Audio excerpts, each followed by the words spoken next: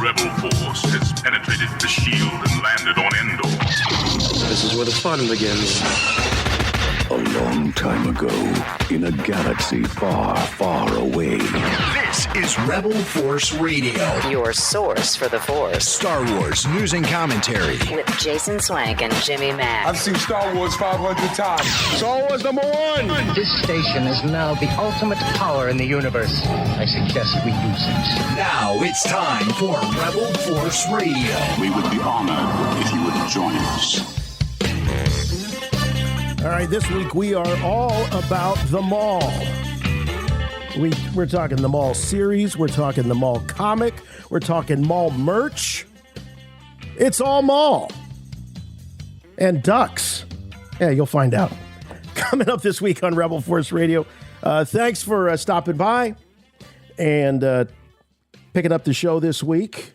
Promise we'll make it worth your while, as we do each and every week here on Rebel Force Radio, your source for the Force. It's like Star Wars Celebration coming right through your speakers, whether you're commuting or maybe you're doing chores. That's probably what I listen to podcasts the most when I'm doing something boring. Like, you ever been like have to unload the dishwasher, fold laundry, things like that? Podcast coming in handy with stuff like that. It makes the time go so fast. So I hope Rebel Force Radio does that for you. And of course, if you also, like me, you have a long commute, and I'm really grateful for the time I spend with some of my favorite podcasters. Speaking of my favorite podcasters, I got one right here, and that is, of course, my good friend and yours from Chicago, Jimmy Mack. Hey, Jason. Hey, Star Wars fans. Too kind, Jason. Too kind with that nice intro that you just laid out there.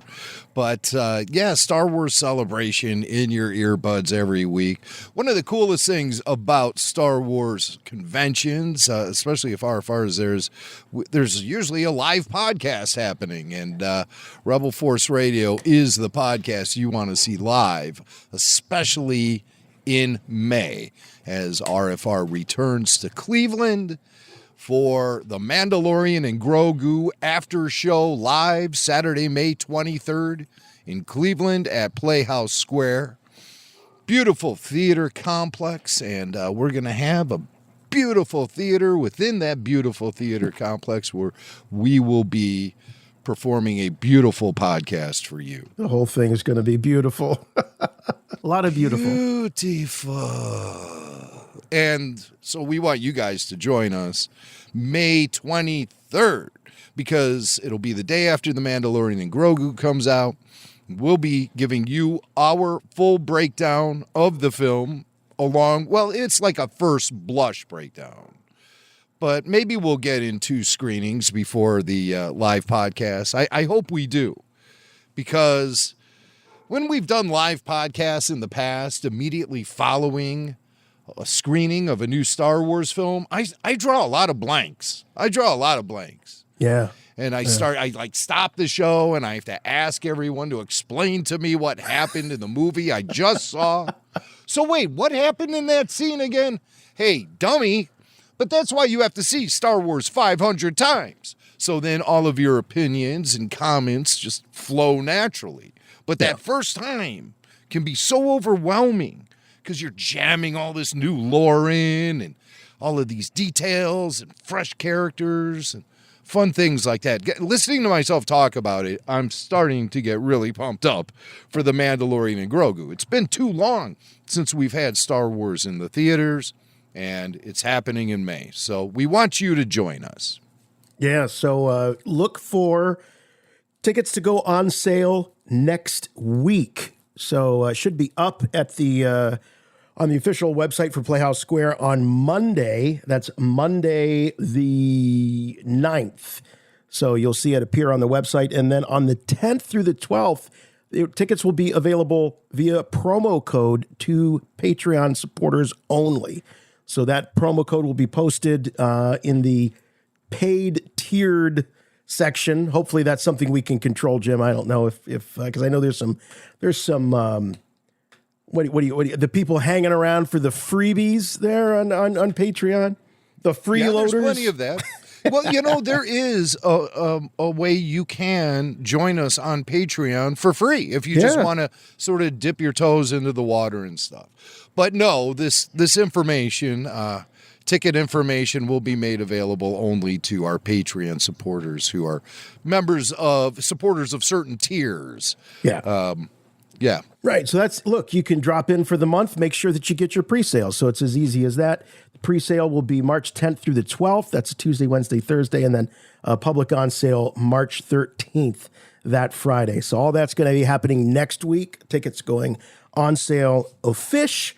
More details at rebelforceradio.com and at playhousesquare.org starting March 9th. So it's going to be general admission. So we're going to keep things really simple and easy. You can sit as close to us as you want. We don't bite hard. I'll be sure to wear deodorant.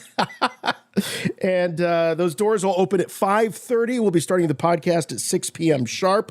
We'll go for a couple of hours, and then we're all going to head within very, very quick walking distance to a nearby establishment for an after party. And those details will be sent out to all of the ticket buyers as those details come together. So, yeah, we're really looking forward to it. It's only a couple of months, May 23rd, 2026.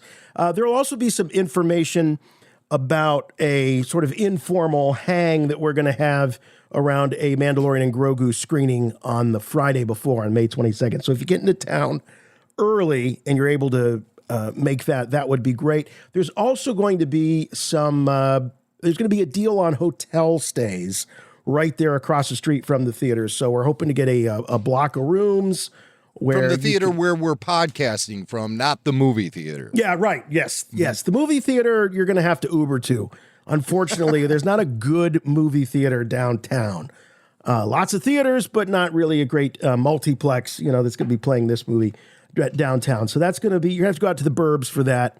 But no, the hotel is right across from the street from Playhouse Square, right downtown. And it's great because you can just, after the after party, you can just stumble into the hotel lobby, take the elevator up, and you'll be in good shape till morning. So it's going to be a lot of fun, and I'm really looking forward to it. It's the end of May, so it should be nice and warm, and it'll be great. Well, I wouldn't count on warm at the end of May. It's a maybe. Well, for it's us, always a maybe. Yeah. I mean, warm is relative. It's not going to be 12. Like it was a few weeks ago, Is that the readings you got? Oh, 12. Yeah. A few weeks ago. No, I remember when we did, I believe it was the solo in Ohio. Was that when we interviewed that very interesting fella outside? Or was that the Skywalker Rises? I think that was the solo one when we were, we were having a late night outside smoking cigars, and some of the local sidewalk dwellers came upon our scene, and very colorful characters that you bump into. I think it was after midnight at that point in time. Yeah, but the weather was nice, so it was nice. Yeah, yeah, we were. All right. Well, I'm looking forward to it too. So we want you guys all to join us in Cleveland, and we're going to have a great time. So that's May 23rd. Yeah. Don't miss it.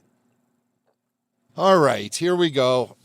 This has been a segment that has been kind of tormenting me for the last couple of weeks. We were going to do it last week, and Jim, we're just like 10 minutes to go to the podcast. He's like, I know I can make this better. I can make this better. There's more meat on the bone here. So here it is. Well, it's all okay. Here it is. It's all inspired by the latest issue the only issue of the Jar Jar Binks comic from Marvel. Okay, Jar Jar Binks #1. And in that book, Jar Jar is doing these ambassadorial duties throughout the galaxy, and he flies around in a starship called the Hey Blibber Duck. Okay? Mm-hmm.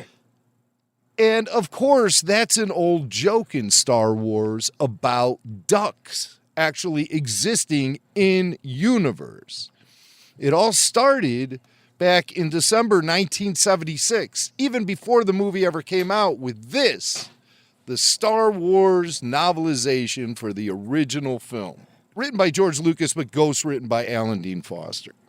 And on page 77, appropriately, everyone grab your hymnal. yes, Turn to page 77.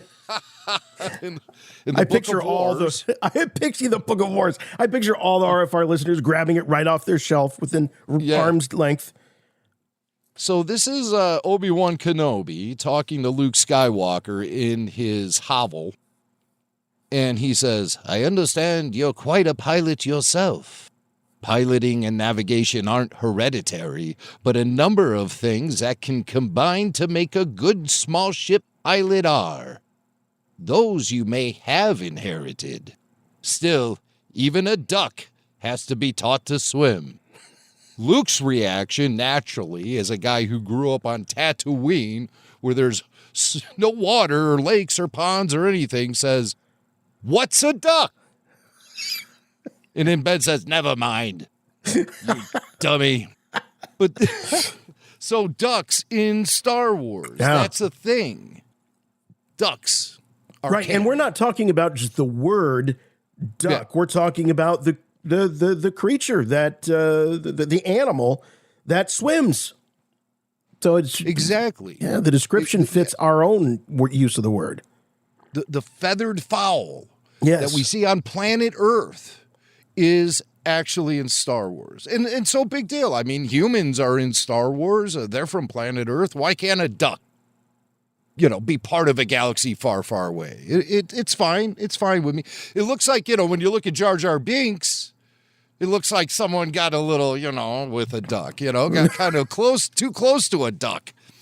Yeah. But, that's something to be talked about probably on a different podcast than this one.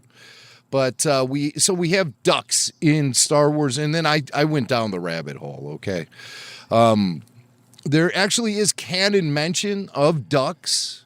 I kid you not. There is canon mention of ducks in a particular book. Let me pull up my duck notes, which I had open earlier. Like I said, this thing's been tormenting me, this whole concept of the duck. Where the hell are my notes? And of course, this is what George Lucas would go on to create one of the most infamous films, I think, of the 1980s, Howard the Duck, because of his love of comics. So I like to think in that George universe somewhere that maybe Howard the Duck. Of course, we're going to talk a little bit later on the show about this rumored Star Wars Avengers or Marvel rather mashup. So, if that were to ever happen, you could see Howard the Duck in the Star Wars universe and vice versa. That'd be interesting. That would be interesting to have Lucasfilm worlds colliding that way. I dig it. So ducks were said to be on Naboo in canon. And this actually comes from what is now defunct, the Star Wars data bank on StarWars.com. I think they've revamped it and they removed all of these entries that were in there for a long time. And so in this data bank, it said ducks appeared in Star Wars Episode 1, The Phantom Menace, on the planet Naboo. But these birds, then, they were later retconned to be called Peliki, like pelican, but Peliki. Okay. Mm-hmm. That's really clever. But so these ducks then became Peliki. But the book Star Wars Phantom Menace, the expanded visual dictionary, says that, no, there are still ducks as part of like Naboo's wildlife. So so they're not all Peliki. Is Peliki also in the visual guide as a type of animal, or is it just they've kind of rechristened them as ducks?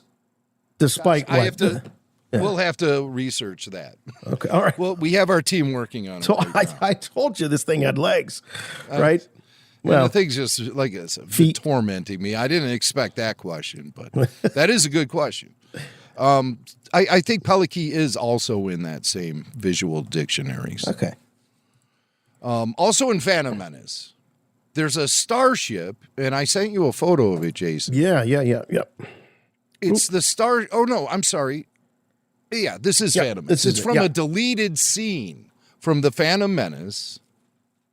And this is the scene after Anakin beats the crap out of Greedo in the deleted scene where he's got Greedo down. He's just pounding on him. Sort of like Ralphie in A Christmas Story when he jumps on that bully and starts pounding that kid. Spike or whatever his name was. Scut Farkas. Oh, Scott. That was his name, Scott Farkas.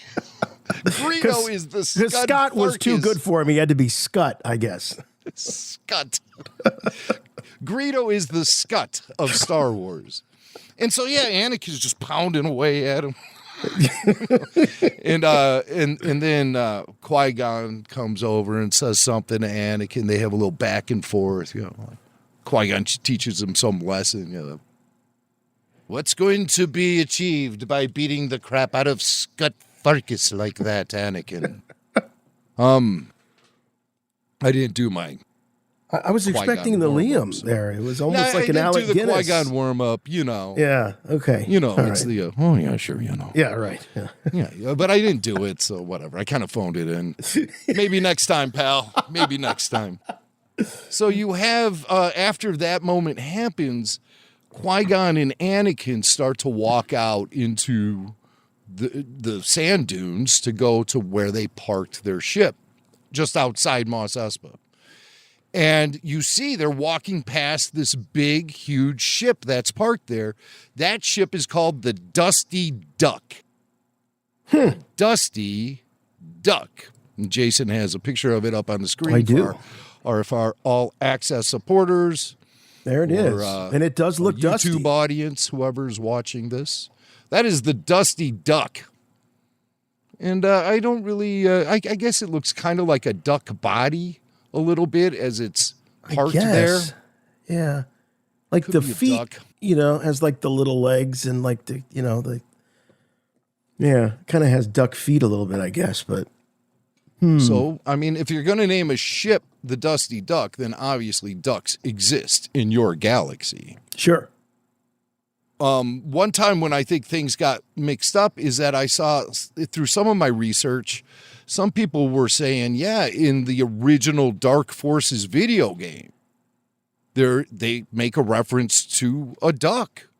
But I think that's just like the function for Kyle Katarn to duck. The physical action of the ducking. verb, not the noun. Yeah. Right. The action. Because, I went through the cutscenes. I didn't hear anything about a duck. Okay. Maybe I missed it. I don't know. Yeah, we're not talking about the word here, folks. We're talking actually about the animal. Yeah. It's like double tap on the triangle button on your controller. It's like, wait, no, that's not what I'm looking for. Duck. I'm looking for the thing that quacks with a beak. And that led me to the comic books where there's been lots of references, especially in the old Marvel days back in the 70s, when there were a ton of duck references, starting with Marvel Comics issue number 17 of Star Wars, Crucible. And, oh, nice. That was our duck.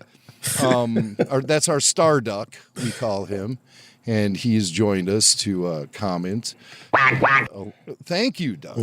So, Crucible, it's one of my all-time favorite issues of the original Marvel Comics run, issue number 17. It's a flashback of Luke and Biggs racing skyhoppers on Tatooine, and as the skyhopper is flying around, they're trying to escape from these guys who are shooting at them for whatever reason, I can't remember. But they're in the skyhopper, and Biggs says, try for altitude.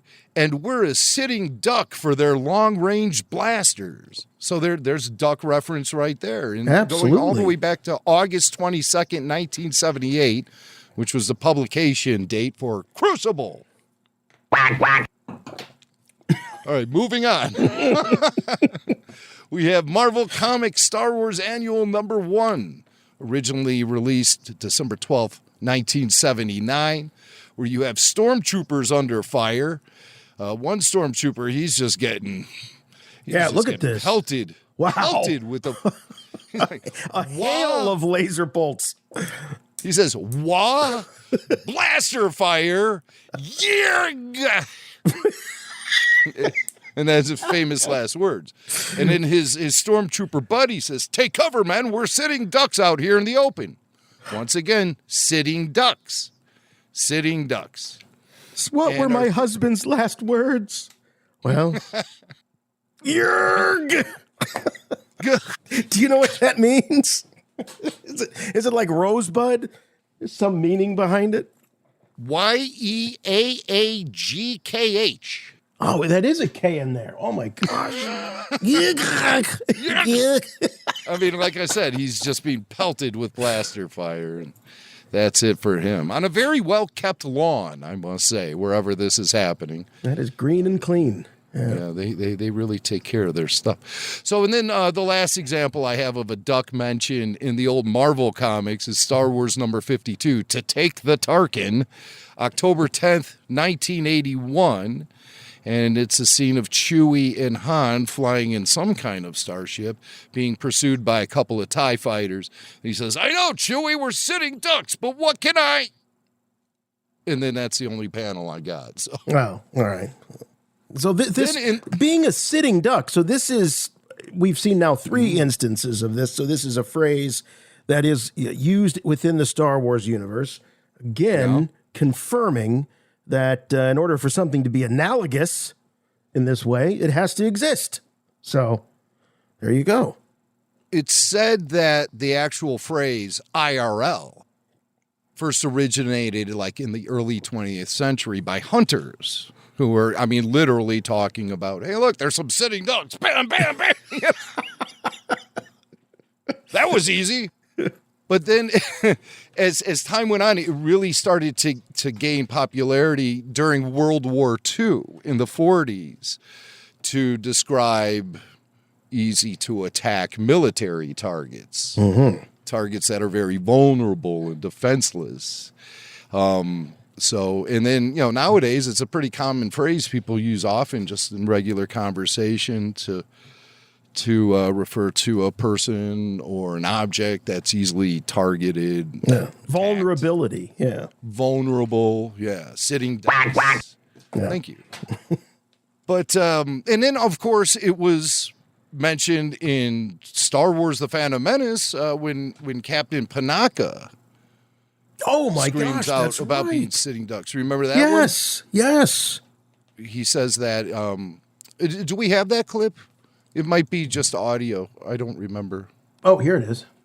We can't get the shield generator fixed. We'll be sitting ducks. There it is. There it is. Yeah. Was that off of his Comtech reader? It kind of sounded like. Yeah. No, I might have run that through some Sound Lab business there, just to kind of. Oh, okay, all right. So we can clearly hear. Yes. The duck reference. But yeah, Panaka knows ducks because, of course, ducks exist on Naboo. That's been established. Right. But the Played weirdest by Hugh thing, Quacky. The weirdest thing, though, is thank you. There's actually like this duck character that showed up in the Star Wars newspaper strip back in 1979. Is nightmarish. Very much so. So this is like this duck.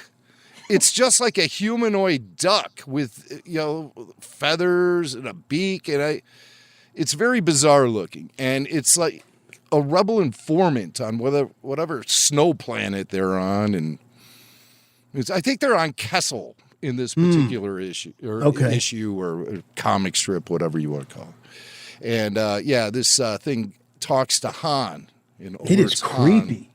It's so creepy. And yeah, that's an obscure character. And I don't think that character has a name. So here on RFR, according to RFR canon, that's Duckman, of course. Thank you. Duckman. We have Walrus Man already. Why can't we have a Duckman? Right. We have Mon Cal. I mean, it's a lot of this stuff is really on the nose, folks. Yeah, he's only Greedo because George couldn't call him Greeno. It's probably what he wanted to. And you don't even have to defeat Duckman with blaster bolts or thermal detonators. You just throw some mint sauce at it, and it's game over. It's time for dinner. Game over? I think it's game on. The table. Gamey. It's gamey. The meat is very gamey. So let me see if we've exhausted all of this duck talk. I think our listeners are like, please. We went. Please, I hope you did. Now I can sleep Tauntaun at talk night, to duck talk. Which do you prefer, folks? Let us know. Show at rebelforceradio.com. Duck talk or tauntaun talk? Hey, we have some loose tauntaun ends, though, that I'd like to tie up. Wow, that'd be a great name for a band. Loose tauntaun ends. This may smell bad, kid, but it'll keep you warm. I thought they smelled bad.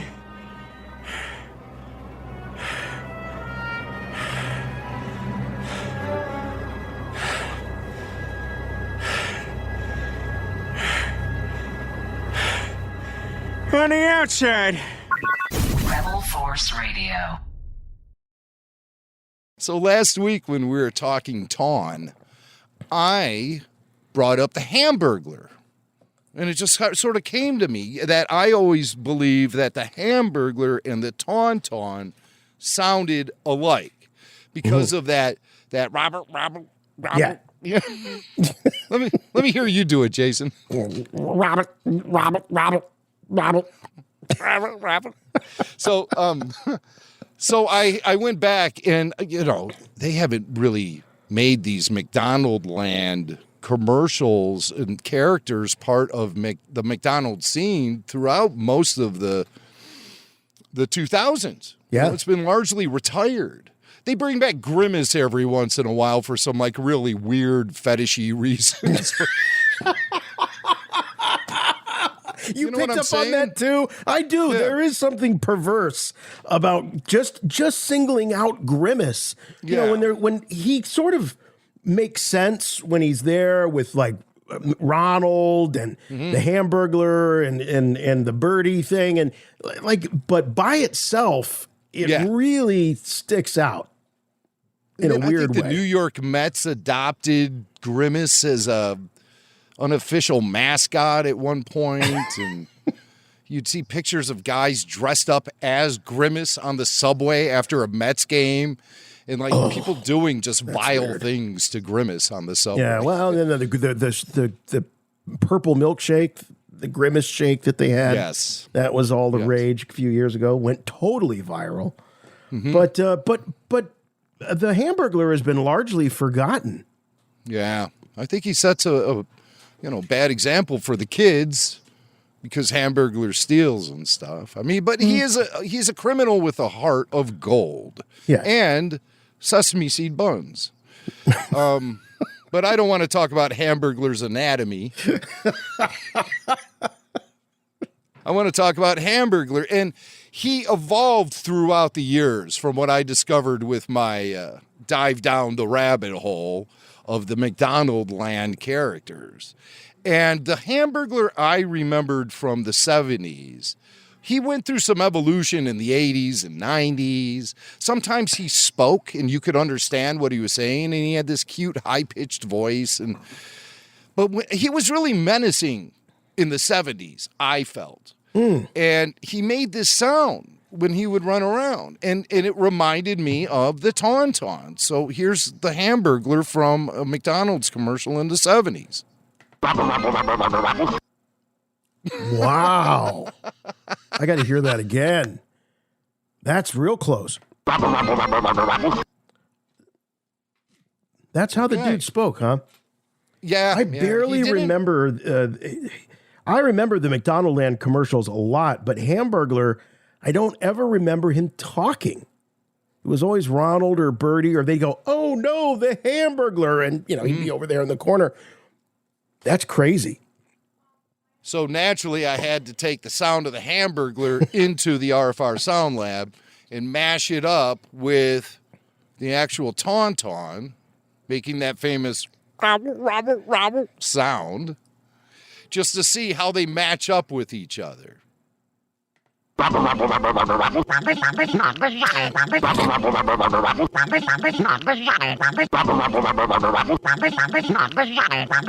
You know, Ben Burt is somewhere right now going, God, after all these years, they finally found me out. Oh, I've cracked the code. I've been plagiarizing sound effects from the McDonald Land TV commercials for decades.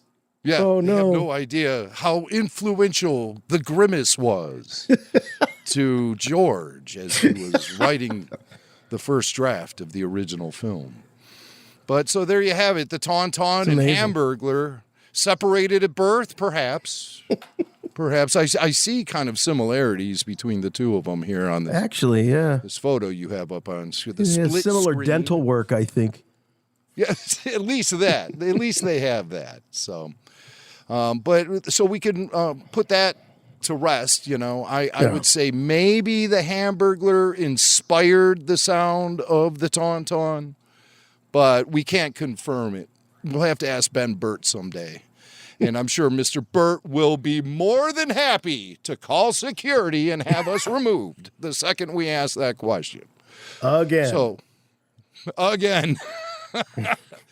Well, all right, one more loose end about Tauntauns as we continue Tauntaun talk. Chris Hansford on Patreon says, remember last week we did the top 3 Tauntaun moments in Star Wars and pop culture? Yes. And it was Bill Hader doing his impersonation of a dying Tauntaun on Conan O'Brien. We had Family Guy, Empire Strikes Back parody, said the famous, I thought they smelled bad on the outside line.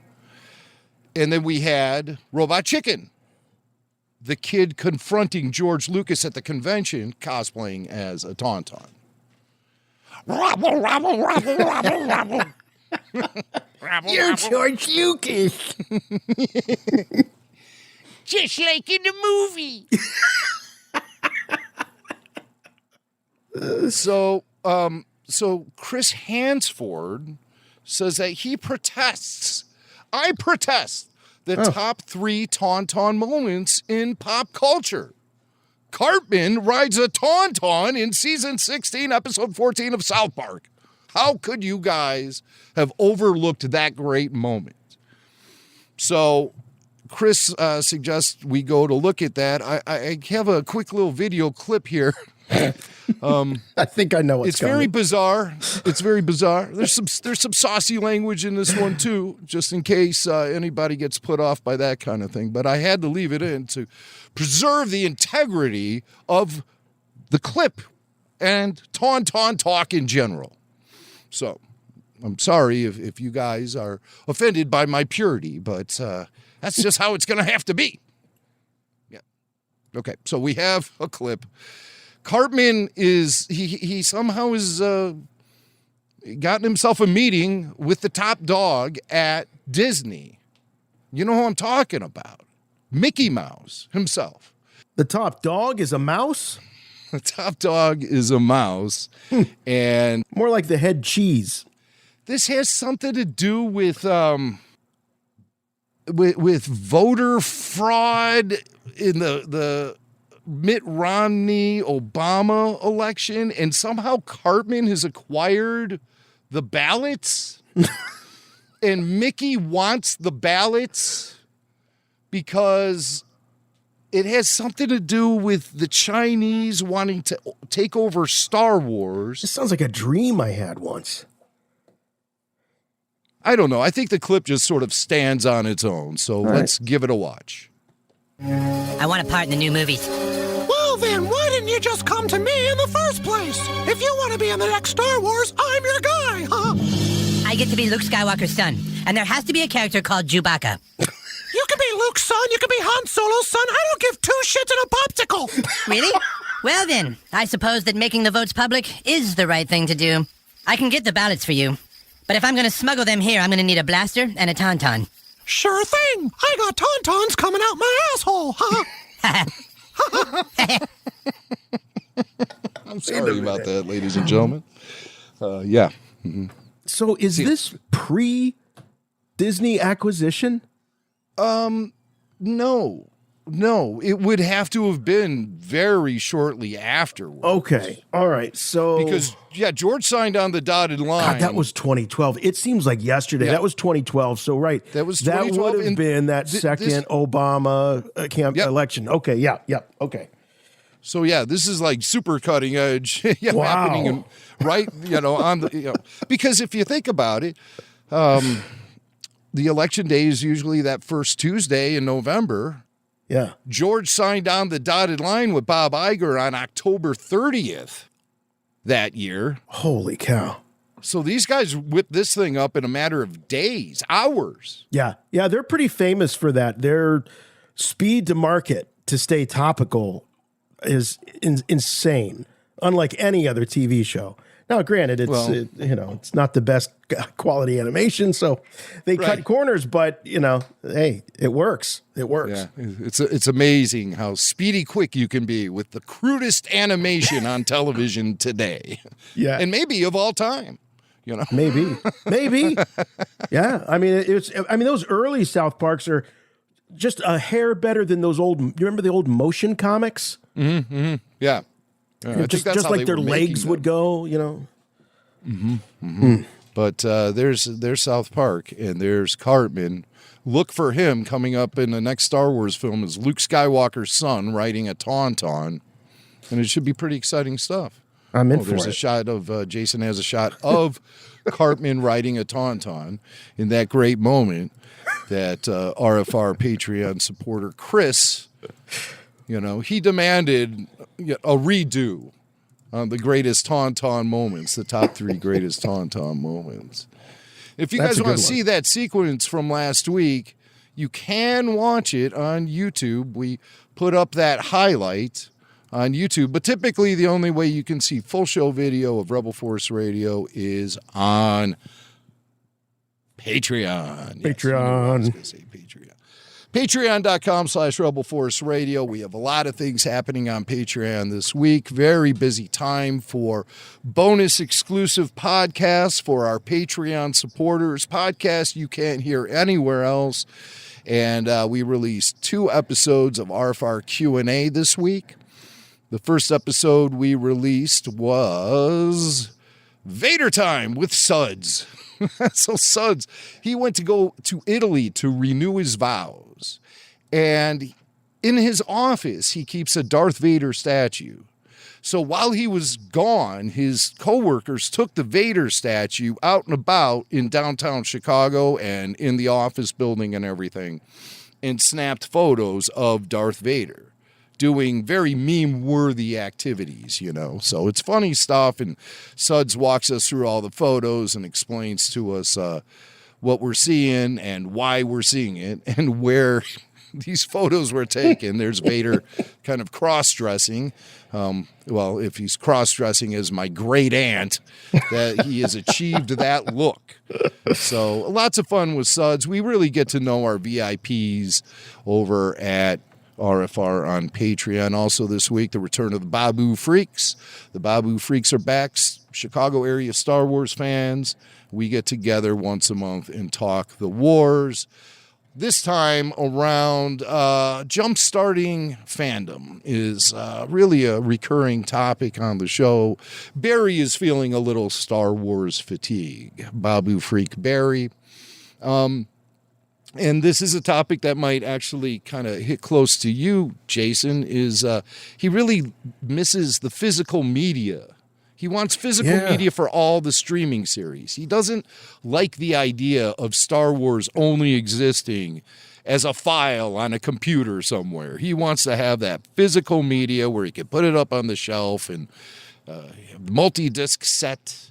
I agree. Bonus features, the whole thing. So. I agree. I mean, Star Wars used to push the home media industry forward. It was that if they could get Star Wars, they knew that they could get that new medium, that new format to take off. DVD was a big one. That was a hurdle that they needed to get to. And once Star Wars hit DVD, started with the prequels, and then Blu-ray, that was a big one. I mean, I remember us sitting in that Star Wars celebration waiting for George to talk about the Blu-ray. And then he did. Right. Remember? Mm-hmm. Oh, yeah, the Blu-ray. He just kind of... Well, actually, listeners to our podcast knew about the Blu-ray long before George got on that stage. This is true. Because Matthew Wood from Lucasfilm, Skywalker Sound legend Matthew Wood, came on our show and started talking about the new audio mix he had created for the Blu-ray. A lot of phone calls were made after that interview was released, let me tell you. Yeah. Yeah. And Matt came on, he pulled me over and at some event, and he said, yeah, there was a lot of heat about that one. And I said, really? Oh, tell me about it. And he was explaining to me who called him on the carpet and stuff. And I said, well, geez, I feel bad. I hope you didn't get in trouble for that. He goes, come on, I work with George Lucas every day. What are they going to do to me? They're not going to fire me. He's like, yeah, I just sit there, I nod, I listen, and, go back to working with George Lucas. So, yeah. Wow. And Matt's going to do what Matt's going to do, and he's always been super cool with us and very open and honest and generous with his time. I'll tell you, me and Sheldon Norton had one hell of a good time hanging out with Matt on his 20th anniversary at Lucasfilm. Just hanging out at the ranch, riding bikes and sitting in the theater, just talking and hearing Matt like reminisce about everything. It was really sweet. Yeah. And he's a good guy, very talented guy, and he's still there doing stuff with Star Wars. When we first started doing behind-the-scenes stuff, there was somebody who told me, there's nobody around who knows more about what's happening in Star Wars than Matthew Wood. Yeah, so I cozied up to Matthew Wood real fast. Plus, there's some hero worship going on there because he's an audio wizard, and I fancy myself to be one. So, well, and he's also the protege of Ben Burt. I mean, he sure is. He sure is huge right there. And he's introduced me to Ben a few times, so that's pretty cool. That's very pretty cool. So hear about stories like that and all kind of things at RFR on Patreon. We also had a third podcast release this week. RFR Q&A number 285, Kathleen Kennedy's final grade. And this is kind of a fun one. They're all fun, of course, but this one, there's an interesting angle going on here with RFR VIP Frank Emanuel. He has this very specific set of criteria in which he uses to give Kathy Kennedy a grade, and we do it on the fly. We grade her on the fly and compute her final score, her final grade, at the very end of the conversation. And it's not just like bashing her. We discuss the highs and the lows of her career. I think it's pretty fair. I think Rebel Force Radio has been fair to Kathleen Kennedy from the beginning. Yeah. Mm-hmm. I agree with that. And sometimes misunderstood too, mm-hmm. as far as that goes. Yes. Definitely misunderstood. But we give her a final grade. and we discuss everything that happened in her career with Star Wars and so much more. So that's RFR Q&A number 285, Kathleen Kennedy's final grade. All those podcasts are available right now at patreon.com/Rebel Force Radio. You go there, you join the party, you have access to bonus podcasts, early bird ad-free releases of the weekly show, and the after shows and everything.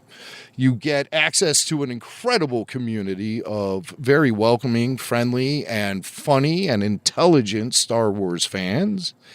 And full show video. It's the only place to get full show video. That's what we started talking about to launch the entire Patreon conversation in this show. So full show video only available at Patreon. Patreon.com/Rebel Force Radio.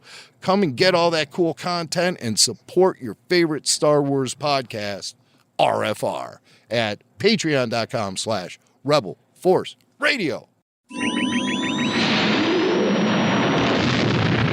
I have good news for you, my lord. That's good news. Come closer, I have good news. All right, Mando and Grogu may be the next thing headed to the big screen, but Our focus is on the here and now, and it doesn't get much more here and now than Maul, Shadow Lord, coming to Disney Plus next month. Jim, 5 weeks. I think it's 10 episodes, right? 5 weeks, 10 episodes. And yeah, like you were saying with the Mando Grogu, I'm very excited for new stories to talk about, new after shows, and all of that. And I know one guy that's very excited about this series, and that's the star, Sam Witwer. He's been waiting for something like this, I think, for a long time. He's been very patient, and now he's in the lead, literally. He is. So we're going to be hanging on each and every word Sam has to say when it comes to this Maul Shadow Lord show. You know, I really think that there's a lot of potential to really end this show with a big bang, because the 2-part season finale is going to drop on May 4th. Are we talking about a Darth Maul versus Darth Vader showdown happening on May the 4th this year? We very possibly might. You know, I hope they consider something like that, because it's been out there. It's been desired by fans for a long time. I mean, the comparisons, remember when the prequel trilogy launched? There was constant comparisons. Darth Maul to Darth Vader. Right. Who would win? It was always like that kind of Muhammad Ali versus Mike Tyson, the impossible fight. That could never happen, but who would win? And all we had to go on at that time was Obi-Wan Kenobi defeated Darth Maul, but Darth Vader defeated Obi-Wan Kenobi. Ergo, the money was on Darth Vader. But he also defeated an old Obi-Wan Kenobi. So you had a more machine than man, Vader, defeating an old man. But when you take a Maul in his prime and a Vader in his prime, which actually, when you think about Vader in his prime, Jim, what is Vader in his prime? I think everything that happens up until when he meets Luke Skywalker, and then Luke, you know, that whole encounter, realizing that he has kids, and well, would you consider pre-armor or post-armor Vader prime? Oh, well, I mean, definitely, he's more powerful. He doesn't have time to become Sithy enough as Anakin. Yeah. So once he puts that armor on, then he's fully committed. He's got the monstrous look. He's got the breathing. You know, all of these things strike fear. Just his mere presence strikes fear into the hearts of people who are around him. Anakin Skywalker doesn't quite pull that off. He doesn't. He's just always in the corner, kind of moping and doping around, you know.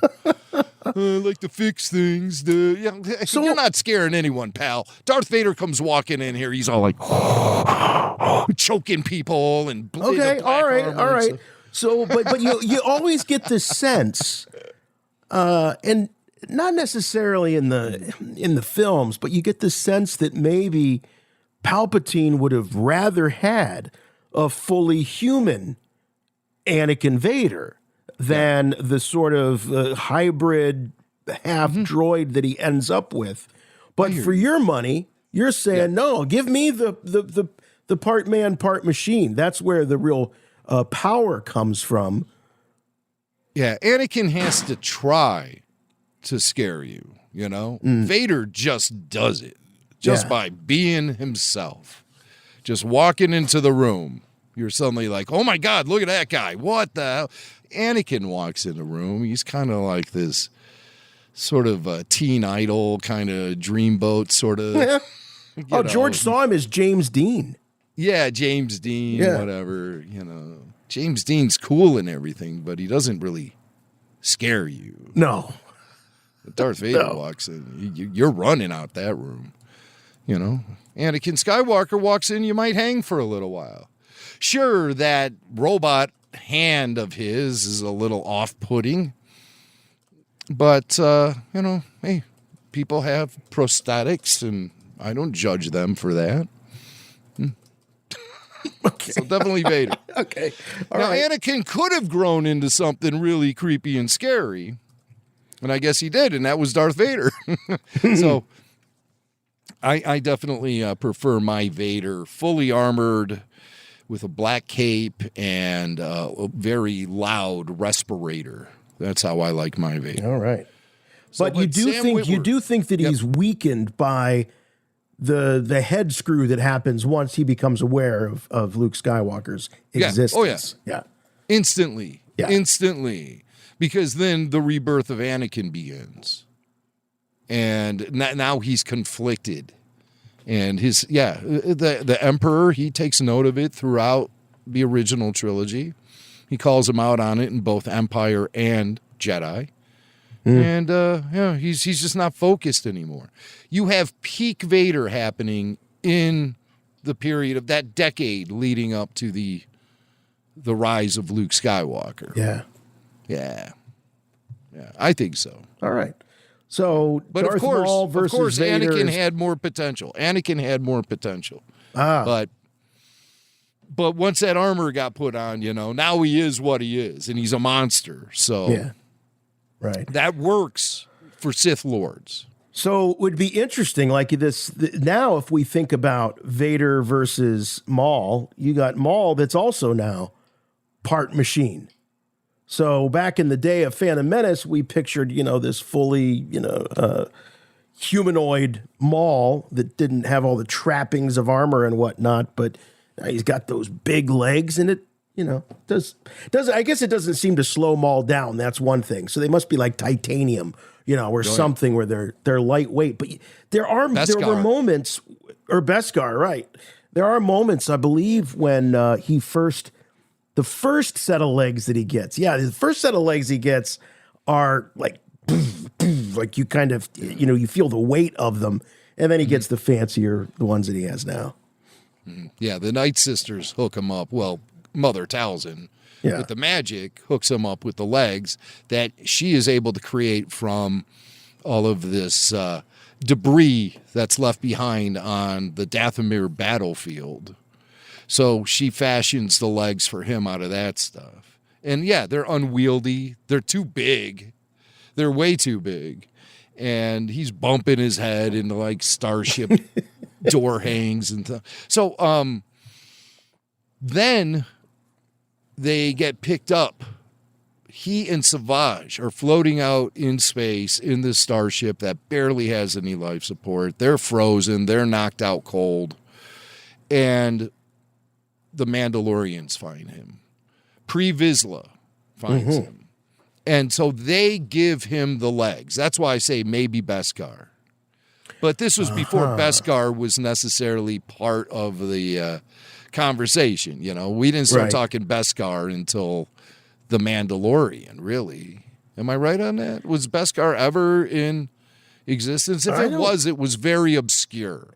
Yeah, very obscure, maybe your cosplayers and some of the people that were really, really into the Mandalorian armor and culture. I can't say that I recall sitting around thinking about Boba Fett's armor being made out of Beskar. I don't ever remember having that thought or that conversation. It wasn't until we saw the smelting of the Beskar by the armorer. That's when it became a thing. Yes, the smelting. Yeah. The smelt. And we're not talking about fish. The one who smelt it dealt it. That's for sure. Good one.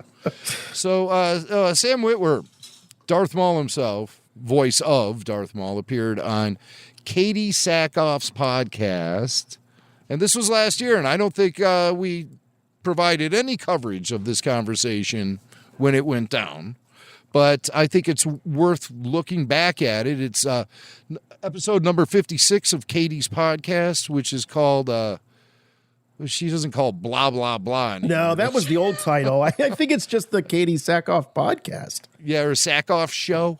Maybe. She was working with that branding for a while. I think it is Sackhoff show. Oh, okay. And she had Maul on, or Sam. Well, you're awfully quiet, Mr. Maul. Not one for the interviews, I guess.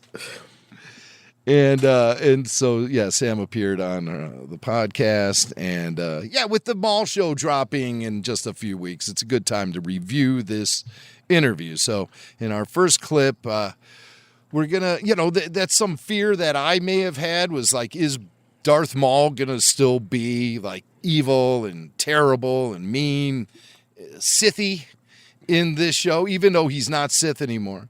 With him taking the lead of his show, you have to assume that he will be the protagonist. So how do we root for an antagonist who's now the protagonist? Is he going to get softened up? We see the trailer. He's drinking tea. It's tea time with Darth Maul. Let's go have some tea. Yes, and some crumpets with Darth Maul. Isn't that evil? No, it's not. So fans are worried. Is Maul going to be a softie in this show, or is he going to be the same old Darth Maul? It truly is a show about bad guys versus worse guys. And our bad guys are still bad guys. Like, this isn't going to be a show where you go, oh, you find out Maul is just a real teddy bear, man. That guy, he just misunderstood. You have to understand, he's if you have coffee with him, he's really cool. We're not doing that. The idea is, in fact, that even though he's a bad guy, the fun of it is going, right, but is he as bad as Sidious or Vader? And the answer is actually no. From the Sith perspective, this guy has flaws, and these flaws are the things you're talking about, the humanity that seeps in at various points. And some of this is humanity he did not have maybe early in Clone Wars, but because of things that happened to him, he's rethought a lot of things. Okay. I think Sam's talking a little out of both sides of his mouth here, I gotta say, because on the one hand, he's like, okay, well, this isn't really about, we find out that he's a teddy bear, but I don't think anyone was expecting a teddy bear. But I do think that some fans of the character, they don't want him to be, they don't want him to be that anti-hero who's now taking care of this child, this Devon Izara, and he finds his inner humanity through being her, surrogate father or something like that. But I think that's what's going to happen. I think that's what's going to happen. I mean, you when you're telling stories, you got to have good guys and bad guys, and you can get real nuanced about it, and you can call it bad guys and worse guys, but it's all relative to the show that you're watching. And if those worse guys that he's talking about, like Sidious or Vader, are not in this series, well, then it changes the perspective. It's all relative, unless we're supposed to just come into this show with all of this thought about Vader and Palpatine and these worse guys. So I think Sam's trying to have his cake and eat it too. I personally am not concerned about, they're going to ruin the Maul character. I don't really have any great, attachment to the Maul character. I like him. I think he's cool. I think there's some new layers that Sam's version of Maul has given the character. But as far as me worried about them ruining it, I sat here and watched people destroy Luke Skywalker. I mean, I'm still a little salty about that. I can handle whatever they throw our way when it comes to Maul, but this he's not a good guy, but it's bad guys and worse guys. It's creative, I'll give him that. It's good spin. I mean, can he be elevated to like the anti-hero, Can he be that? I think that's exactly what he's going to be. Yeah, we'll be rooting for him, but he's going to be a bad guy dealing with other bad guys in the underworld. I think that's going to be the case, but he won't necessarily fit the role of antagonist. I believe it was Benicio del Toro who said in The Last Jedi, good guys, bad guys, made up words. So. No, it's true. I just did a rewatch of The Godfather. And, and you're rooting for Don Corleone. Of course. And Don Corleone is a bad guy. He is a criminal. But he's romanticized in the film. And so, relatively speaking, he's not as bad as Salazzo or Tattaglia or Barzini. Mm-hmm. So he looks like the hero. And again, I have no real dog in this hunt, so it's not going to bother me. I like the extra layers. I'm just talking about the real, Darth Maul fanatics. They want him dark. They want him mean. They want him scary. They're the purists. Yeah. I'm sort of like that. And the thing that made Don Corleone somebody we could root for is that we saw that he was multifaceted. Beyond being a criminal gangster and a warlord, we also saw him as a family man. Right. We saw him as dad.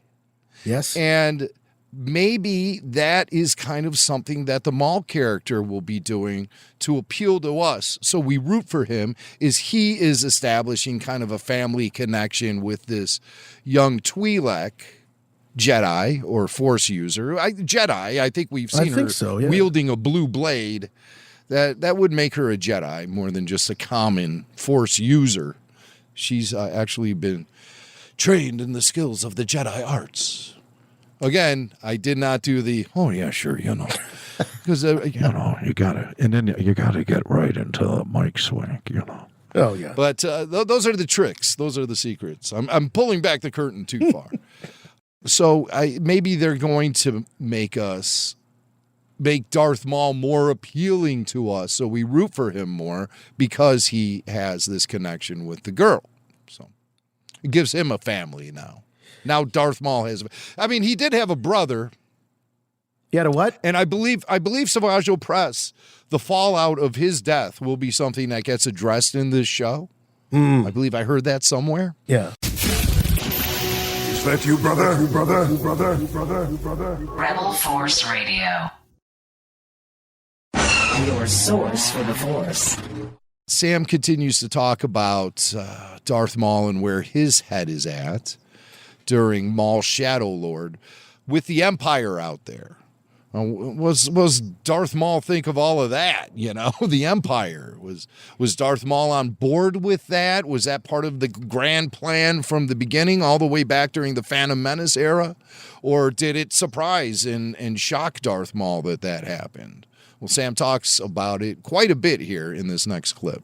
This is a guy who knew that the Empire was coming, and he was part of that. He was supposed to be the part of the Clone Wars. He was supposed to work with his master, and they were going to bring about the destruction of the Republic and the destruction of his hated enemy, the Jedi Order. He was raised to hate them. He does not, and he trained his whole life to destroy them. Well, now we have a show where, okay, all of that was done. But Maul, you killed a bunch of Jedi during the Clone Wars, but you did not work with Sidious. You didn't know the whole plan. And in fact, you got so scared about his plan that you tried to stop it at the last second. Now the Empire's here. Maul would have known that was his master's intent. But now that he's seeing it, he's like, is this what he had in mind? Because this isn't what I thought it would be. This is a little scary. Like Maul is looking around going, this is, Maul comes from a time of swords and sorcery and magic and knights. And now all of that color is being sucked out of the universe by this mechanized empire. And Maul's like, is this right? Is this the universe that we were trying to build? He was born and raised to destroy the Jedi, but now they're gone. And he's seeing the alternative and going, is this better? I'm not sure this is better, and also, boy, how do I feel now that, I'm the Joker and Batman's dead? Huh. Yeah. Batman's dead. I can't help but think, and I don't feel that Sam takes this angle, but I can't help but think that in my mind, what Maul would be the most bothered by is not necessarily him trying to make sense of this world and almost like coming at it from a moral perspective. To me, he's like, wait a minute, I was promised a seat on the throne. Like I was promised I would rule. And now this guy's out there ruling the galaxy without me. I was just a pawn in this. So now I have to go and consolidate power on my own so I can, take my birthright, claim my birthright as being someone who is supposed to be a person of great power, great influence, and all of that. So in my mind, in my head, that's where Maul is coming from. This is about vengeance to some degree, but also about reclaiming, like I say, reclaiming that birthright of securing that power that he was promised and that was taken from him. So that's in my mind, that's where Maul's coming from. And I don't think really any of this does it really get talked about in Rebels? Maybe it does on that Malachor episode where he expresses a sense of bitterness. Oh yeah, he does. He does. But I think the problem with Maul as a character so far up to this point, I would say really up until we see that little epilogue where Obi-Wan kills him on Tatooine. Yeah. But up to that point, you never knew if you could believe what Maul was saying.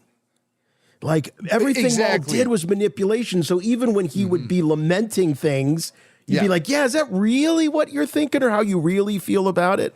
Or are you just playing Ezra? Mm-hmm. And it's never really been talked about, but I think that Maul and Ezra got a little bit of an upcharge when they stuck the Sith holocron next to the Jedi holocron. And then all of a sudden their eyeballs turned into hyperspace and everything. They got something there. They got some sort of upgrade. That's right. As far as their connection to the Force goes. And I don't know if that's ever really been addressed. I was hoping they were going to push the idea of Ezra becoming a Darksider. I wish they pushed that a little bit further. I thought they could get into some real compelling storytelling with Ezra slipping to the dark side and Kanan's still around and stuff. That's exactly where I remember thinking it was going to go. Yeah. I was behind it. I thought that it was going to be a big will he or won't he potential redemption arc for Ezra. But it kind of, that whole angle of the story, it kind of fizzled a little bit. It didn't have a big climax to me. No. I think they started winding down the whole thing.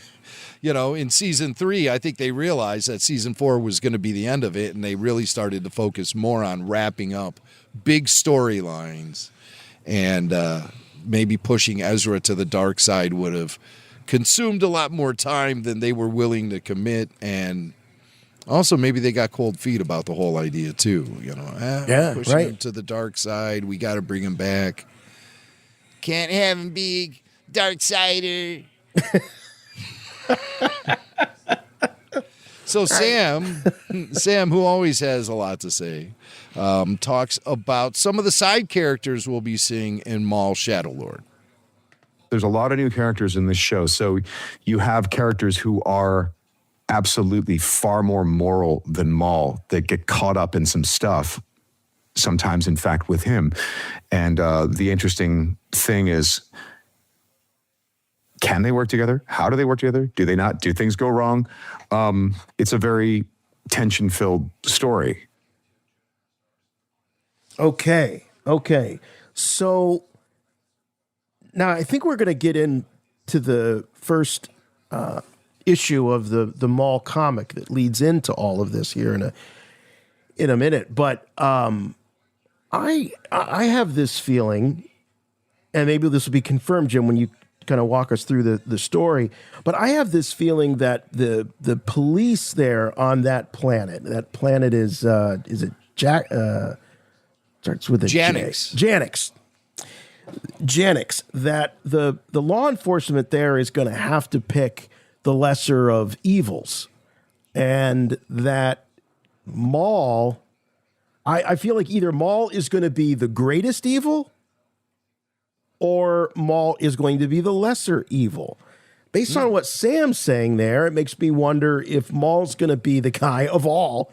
Imagine that the police and the law enforcement can kind of work with, deal with, or maybe Maul's just really good at manipulating them into thinking that he is the best choice of all the bad choices. I'm not sure, but I'm very intrigued. I think it's going to be, a cool story to follow. I like it, and what I've heard about the comic, and I hope that it transfers into the series, is this sort of crime noir vibe that it's got going on, which I love. That's very cool. The gumshoe and his detective with his assistant, and the Maul. The only thing we're missing, and maybe it'll be root cast, but we need the dame. We need the dame to walk into the detective's office late at night and talk about the big trouble that she has with the big bad, to kind of complete that pulp noir, crime noir theme that they've got going on. Yes. Yeah. You can almost hear the saxophone playing in the background as rain pellets hit the windowsill, and then she walked into my life. Right. That dame said she sat down on my desk smoking a cigarette with pins on her that would drive any man wild. And here she was in my office. And he's like, putting a bottle of whiskey back into his office drawer right as she walks in. Right. Exactly. This is what I'm hoping for Maul Shadow Lord. And so well, let's talk. You want to talk about the comic book a little bit? Yeah, and then we can talk about some of the merch too and what that has revealed. But yeah, since we're talking about the comic, let's go for it. Let's take a look at it. It just was released this week. Marvel Comics Shadow of Maul issue number 1. And this is a prequel to Maul Shadow Lord. So it's largely focused on the character Brandon Lawson. Or Brander Lawson. Damn it, what's his name? Brander Lawson. Yeah. Brander Lawson. Yeah. He brandishes the law. Boy, is that on the nose or what? But that's Star Wars, baby. That's Star Wars. That's Star Wars. So this is Shadow of Maul, written by Benjamin Percy and illustrated by Madabek Musabekov and Louis Guerrero. Okay. Now that we got the formalities out of the way, the tail of the tape, as we like to call it here at Rebel Force Radio. And I'm not going to, I'm going to try to keep it relatively spoiler-free as I like to, but I can't make any promises, okay? There's not like too much story going on here in this particular issue. It sets up things, though. Mm-hmm. It definitely sets things up. And there are things we learn, which is always, what did we learn from this? Well, there are things to be learned from this first issue. It again, as I say, it's a lot of setup. Yeah. So first and foremost, we learn about the character of Brander Lawson. He's a former bounty hunter. All right, that's a little tidbit of information. Oh. Former bounty hunter. And his past follows him, it appears. That kind of like reputation sort of follows him around. And is that something that's known to others, or is that a deep, dark secret of his past? Yeah, no, it's a secret to no one. Oh, okay. His superiors make reference to it, and they sort of hold that over his head a little bit, as if he's kind of lesser than or whatever. You're nothing but a 2-bit bounty hunter. You couldn't cut it then, and you can't cut it here. But so, yeah, we do get introduced to him, Captain Lawson, and the book starts with him busting a bar owner who is like doing some drug running or something. I forget what it is. It's irrelevant, but it just sort of shows him working and what he does out in the field. And like I said, we learn that he's a bounty hunter. And that's what we see being brought up in the next panel. where his superior says, "Your bounty hunter days are behind you, Lawson. You answer to this city and you belong to a team." So it wouldn't be a cop story if he wasn't being bawled out by his superior officer right within the first couple of pages, right? Oh, yeah. And something we learn about him in this book is that he's not by the book. Far from it. He believes in bending the rules. He believes in doing things his way, and he also believes that's really the only way you can exist and survive on the planet Janix, is by breaking the rules. But he's in a compromising position as a man of the law.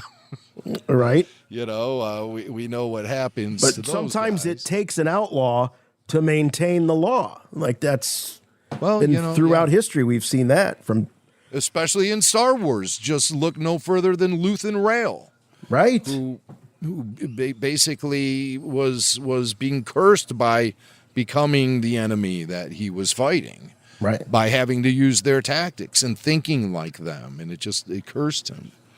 So in our next clip here, our next panel, I just pulled out a few panels, but you see that Brander Lawson is revealing something that he knows about the police department on Janix. They are corrupt. It's all corrupt.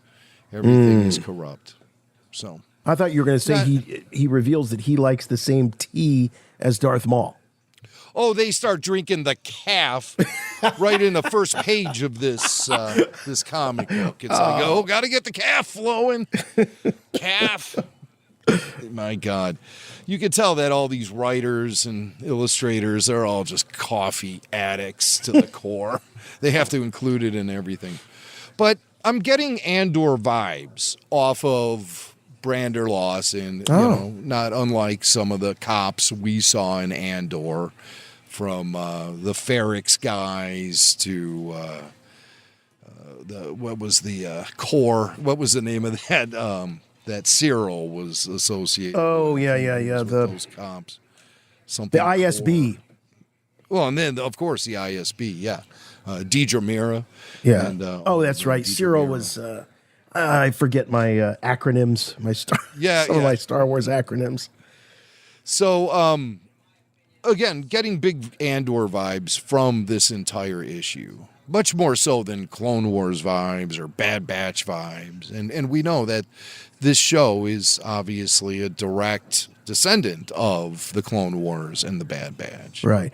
But in this comic, I'm getting more Andor. But when you say Andor, are you talking about a little bit more complexity in the stories, a grittiness, as opposed to the big sweeping epic magic, as Sam was talking about this time that Maul comes from of wizards and sword play and magic.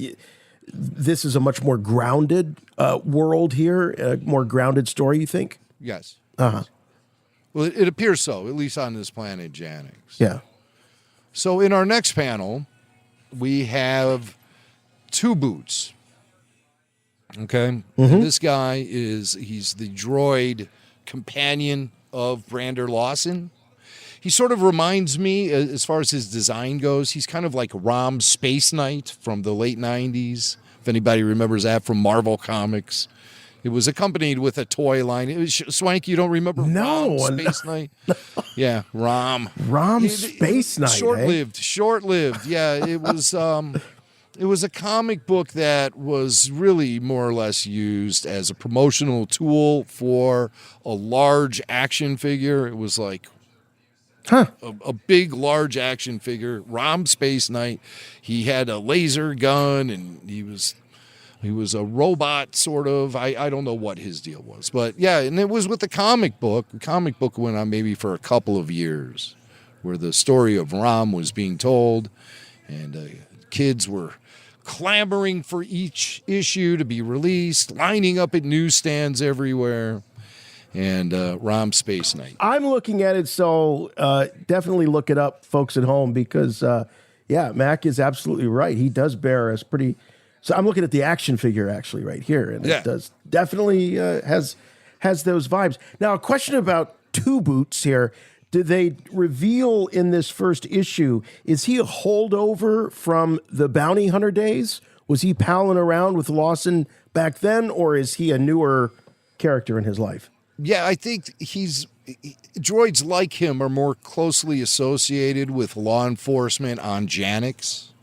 Oh, okay. So it's just the partner that's been assigned to him, essentially. Got it. Okay. But, he has all the things, the qualities of Star Wars droid companions. He's got a little sass. Mm-hmm. He's reliable. He brawls. He can brawl. He took on this bartender that they were shaking down. This bartender was huge, giant bartender. It was the same species that you see in Maz Kanata's palace. The giant guy who was sitting there with the freaky girl, and he looked like a big giant bosk, kind of, with tusks coming out of his chin. And so that's the bartender, and Two Boots throws the guy like through a wall. So he's very powerful. He's good with a blaster, and he's sharp. He's intelligent. He sees right through somebody who was acting as a double agent later in the issue. I'm not going to say who that is. Okay. So Two Boots looks like he'll be a cool character and fun to watch in action. And this is the crew then. Brander Lawson's crew. You have Hendrix, Jab Jab. Wait a minute. Did you say Jab Jab? Oh, Jam Jam. I'm sorry, not Jam Jab Jam. But still, it just is absurd, Jab Jab's Jam his cousin. Jam. I mean, really, is when you think of the all-time classic Star Wars names, you got Jar Jar, and you got Jam Jam, and Fraxmore. Uh-huh. So I was like, oh wow, look at these guys. This is Lawson's crew: Hendrix, Jam Jam, and Fraxmore. I'm thinking, will they appear in the show? Well, I'll tell you this right now: not all of them even survive issue number 1. Oh, all right. Well, so you have to read it to find out who, but yeah. And then you're reading this book, and of course, you're like, well, where is Darth Maul? And he doesn't show up until the very end. And he does so in brutal fashion. You can see that the artistry in the panels of this book are really exceptional. And Darth Maul does appear at the end of the book, and he does so in very brutally violent fashion. And so it was worth the wait for Darth Maul to show up at the end of the book. Now it's funny because we just heard Sam throw in a Batman comparison. In that case, he was talking about Batman losing his arch nemesis and what does he do? But the Batman comparison I'm kind of curious about, we're talking about two different sides of the law, is Maul. So Maul's going to be, I think, correct me if I'm wrong, Jim, but like in the shadows here, he's a very shadowy, reclusive figure. I picture this as they don't know who he is or what he is per se, but they know he's somebody, and he's some sort of force that's perhaps having influence within the underworld, but no one can actually get a good look at him. Is that kind of the mystery that they're building around him so far? Well, I don't know. If he's in the shadows, I think he's doing so out of necessity, because we clearly do see like wanted posters for him. So he's wanted man by the Empire. Obviously, Palpatine is very interested in reuniting with Darth Maul, or at least going to Darth Maul's funeral, whichever happens first. Palpatine's down for it. So Maul is a wanted man, and thus I think the secrecy and why he does work in the shadows. So I think people do know. Those in the know. So this scene that Maul has in this comic book, is Lawson there? Does he witness Maul's wrath? Okay. Nobody does. Nobody does. Well, one guy does, but he doesn't make it out of the issue alive. Oh, all right. So no survivors, no witnesses. Right. I see. Okay. Just the way Maul likes it. Okay. Exactly. That's cool. Exactly. So fun reading it, fun getting into the the Maul scene before the show actually begins. Is Janix, are they creating enough of a difference between it and like a Coruscant? Well, it's seedier. It's more run down. It's more like New York in the 70s, but there's a lot of neon light and stuff. But yeah, it's run down. That's where I get the Andor vibes. Where it comes off, maybe more like Coruscant, when Cassian was staying in the safe house. Right, definitely right. get vibes of that whole situation. Even the hallways look very similar to that safe house that Cassian was in. I think they even call it a safe house. Yeah, that Andor put that phrase, that right in the Star Wars lexicon for sure. Yeah. And established a look for them and everything, Yeah, it's been bothering me for weeks. We this was a couple of weeks ago. We were talking about Maul, and I was sort of going through the history of the character just to kind of set my mind right. And what makes it confusing for me, and I've really had to go back and just really kind of try to reinforce the different phases of Maul's life, because this is his second crack at creating a criminal syndicate. Third crack, really, when you think about it, because he had his second chance during the Siege of Mandalore. That was after he was liberated from Republic prison. So he had his first shot when he essentially took over Mandalore. Right. And then he got defeated by Palpatine and imprisoned. And then the Mandalorian's root cast rescues him and sets him free. And then that's when he starts up his second phase of trying to unite all of those gangsters. But then Ahsoka confronts him, and they imprison him a second time just on board a Star Destroyer. But then Order 66 comes down, and so Ahsoka's on the run, and she frees Maul from his cell so Maul can cause a diversion, right, and allow Ahsoka the chance to escape. While Maul escapes, and Ahsoka is left on board the ship to deal with it as it's crashing toward the snow planet. When I say the two phases, there's the Shadow Collective, which was your Death Watch, and the Pikes were involved in that. The Hutts, was it Black Sun too? Were they involved in that? Yeah, okay, Black Sun with the Zezors. Yes, the Zezors, right? Yeah, and then the Crimson Dawn would be, I guess, the second. Phase. And so what we're looking at here with Maul Shadow Lord is the rise of Crimson Dawn. I guess so. That we kind of see maybe at its peak in the Solo film with Dryden Voss. Yeah, or maybe the Shadow Collective overthrows the Crimson Dawn and just assumes that name. But is the We've Shadow consolidated?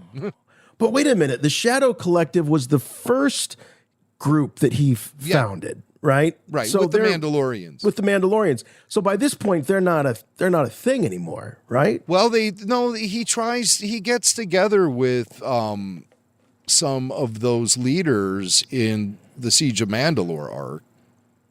He does get, But this is after the Siege of Mandalore arc. No. This show is. This show, yes. Yeah. Right. So the last time we see Maul in Clone Wars, he's escaping from a New Republic Star Destroyer as it's crashing toward a planet. So he's restarting. He's rebooting. He's at this point. Okay. And the other thing that's a little confusing is you have the Shadow Collective, you have the Shadow Council. Like there's, you do. Some of this starts to get a little bit, crowded, I think, and they start borrowing similar terms and whatnot. So, but that's why you listen to Rebel Force Radio, and we definitely are fellow travelers in this as we're sorting it out as well. So I appreciate the beating it into my head because I really want to go into this show very well informed, and I don't want to I don't want it to feel like homework. You know what I mean?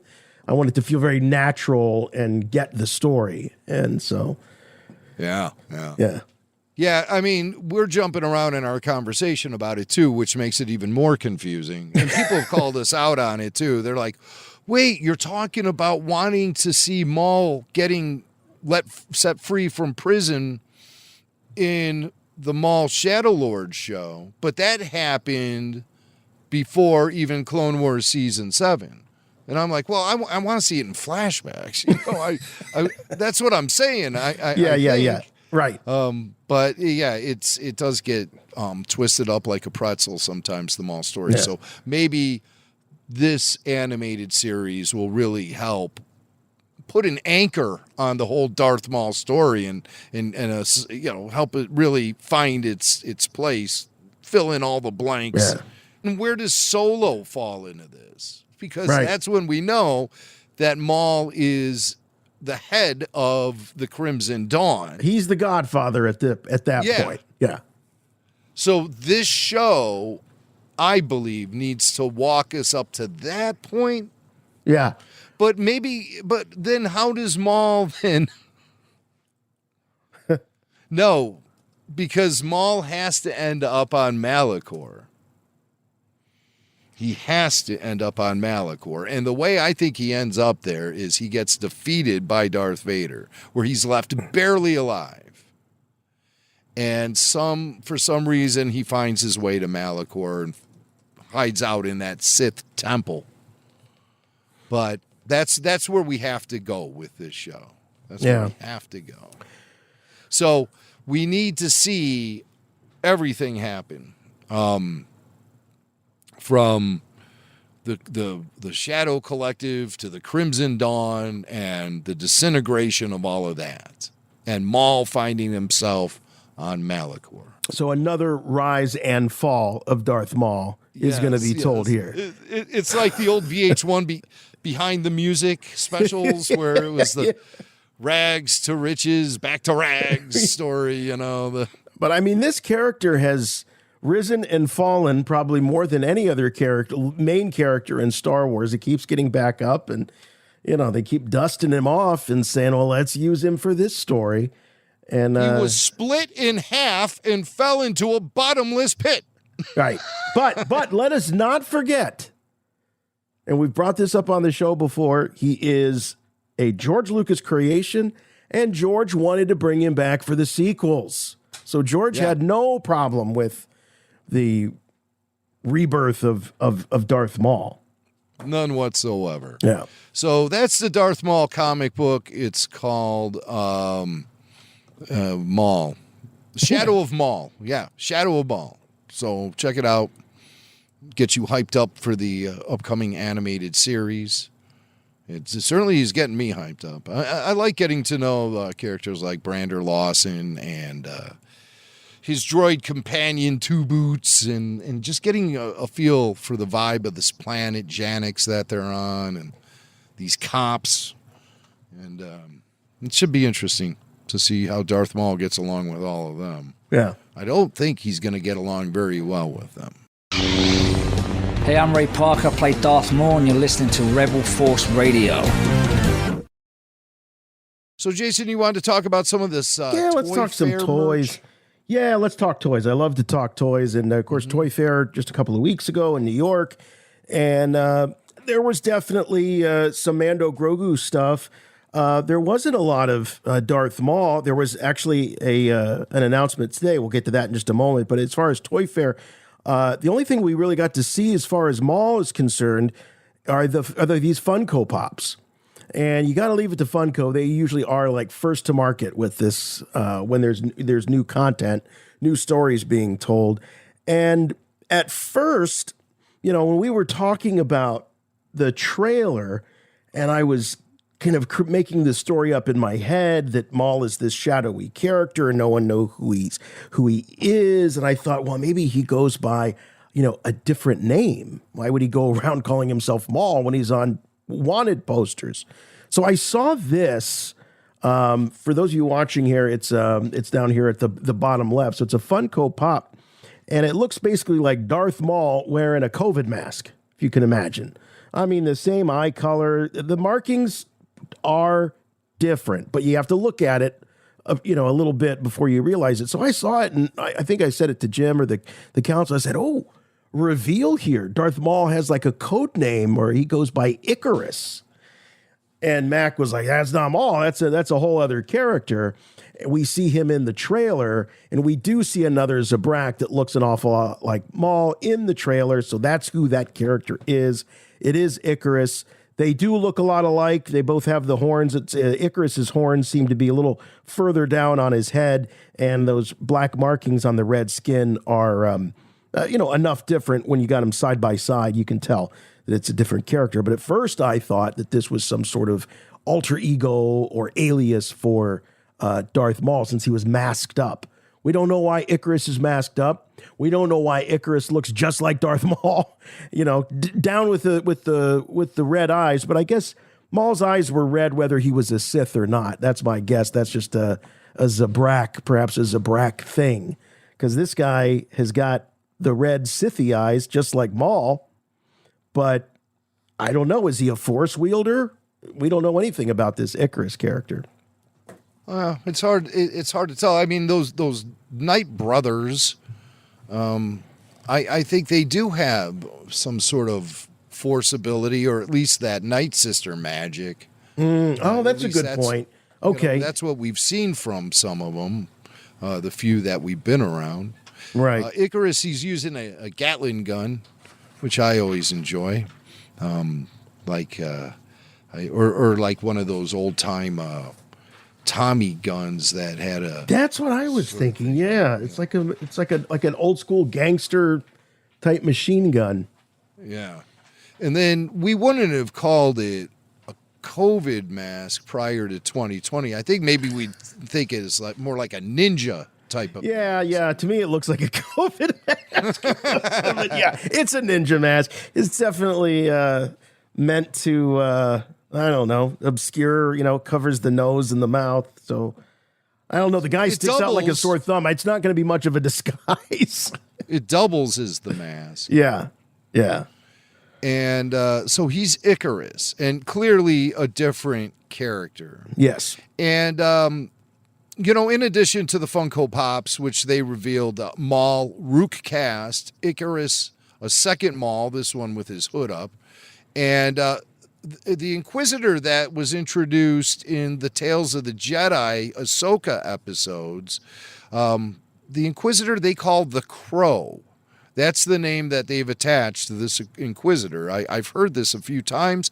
I noticed Hasbro did a reveal. It was very brief, but they put a video up online, and they were showing off two of their Maul figures. One was Merrick, the Inquisitor, and the second was this other Inquisitor, and I noticed the guy called him the Crow, and I was like, oh wow, the Crow, and now I'm seeing it for the first time in packaging with the Funko Pop, the Crow.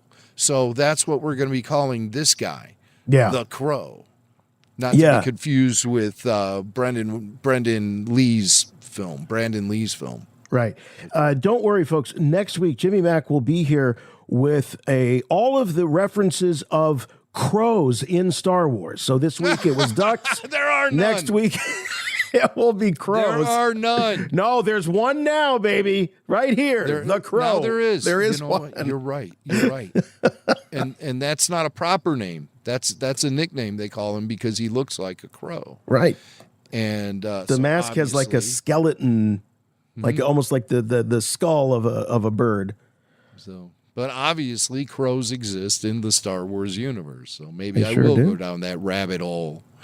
Eagles also exist in the Star Wars universe, I've discovered. So I love it. The older I get, the more I like the idea that Star Wars is exactly what it says. It's another galaxy a long, long time ago, and it's all part of the same fabric as our reality. It was just slightly different, It's our own multiverse. If humans can exist around all of those amazing aliens and monsters and stuff, then then damn it, crows and ducks can as well. Right. You Here's a know, better they- shot of Icarus, and there you can really see that gun that Mac was talking about. That looks like the gun that Jesse Ventura had in Predator. That's like a helicopter. I mean, that's like really heavy duty. That was a helicopter gun that he had in that movie. That's what this looks like. But there's that mask. And then these were revealed today, by the way. So this is Black Series. This is the Black Series Maul. Just essentially a repaint or a repackage of the Maul. I guess it would have been the Rebels Maul. But he does come with a different cloak, and the shoulder pads might be a little bit different too. I don't know. I was going to break mine out, but so here is Maul. Again, Black Series. And then here is the Black Series for Devin Izara. So, Jim, we were talking about her wielding the lightsaber, and clearly she comes packaged with one. And the official shots from Hasbro are her looking very Jedi-like in some of these stances and these poses. For sure. Interesting how she keeps the lightsaber hooked up to the back of her belt. Yes. Yes. think we Didn't really Kanan do that as well? He kept it in two parts. And I believe one part was on his back. Oh, yeah, maybe. And then he'd have to sit there and put it together. And I'd always be like, oh my God, put that thing together already. They're coming at us right now. Flying by, Kanan's like, have you seen my Allen wrench? Oh. All right, and then here's Root Cast with helmet and without. This is a beautiful looking action figure. This is great. Really cool design. What has she got? I can't remember. Did she have purple hair? I guess she did in the animation. So. Yeah, I think so. And then last but not least, we've got the Crow. And this is a badass looking figure. The only problem is they make these Inquisitors look so damn cool, and then there's they go out like punks. There's nothing to them. They just churn right through them. But man, they spend a lot of time on their design. They're all designed really, really well. Yeah, very, very disposable, a la Knights of Ren. Right. It's basically cut from the same cloth. Very disposable characters, but cool to look at. So yeah, very much so. All right. Well, I think that's it for the mall talk. That's it for mall talk? I think all right, so. Well, yeah, we're the mall rats here on Mall Talk. I kind of like mall rats. Maybe we should call that's what we should call the after show. Mall rats. The Mall Shadow Lord after show. I kind of like that, actually. We do have follow-up to this story. Because this one bothered me, and I don't know, Mac. You seem to be kind of like down with it, like whatever. But there was this story that Marvel was about to do a big crossover event where the Star Wars universe and the Marvel universe would collide, and they had a pretty well known. I think it was Mark Millar was supposed to be doing this, and the Hollywood Reporter Heat Vision newsletter claims to be debunking this, that this is not true. That's what they're hearing. So they say we should all have some blue milk and cookies and relax because it's not happening. Star Wars, Marvel, Avengers crossover not happening. But, as I look at this photo that I found of Darth Maul force choking Iron Man, part of me is like, that might have been fun. It turned you around. As long as they don't make it canon, if it's a what if or something like that, fine, Sure. Fill your boots. But I just didn't want it to be, just more content. I'm down with things getting kind of out there and weird with comic books. And it is frustrating that they've made everything so attached to canon, so they can't really do much maneuvering as far as drama and plot goes. And that gets a little frustrating from time to time. And they keep trying, God bless them, to come up with different scenarios and different places on the timeline and different supporting characters and stuff. And they just haven't been able to find their groove for a few years now. So I was thinking, yeah, an Avengers Star Wars crossover could be something that would really help breathe new life into Star Wars comics because they've been meandering. Now, I love the idea of the Shadow of Maul or whatever that's called. Why can't I retain the name of that title in my head? It's called Shadow of Maul. Yeah, I got it right. Yeah. My Shadow God. of Maul. But yeah, that book seems pretty cool because it's going somewhere. Obviously, it's leading us up into this new series. And it's going to continue on beyond the series, I believe. Oh, really? I think so. I don't know how many issues they have planned for Shadow of Maul. But yeah, it just suddenly occurred to me, is this a one and done or is this going to continue? Because if it's a monthly book, then yeah, it most definitely will outpace the animated series because the animated series is only going to be on for April and the first week of May.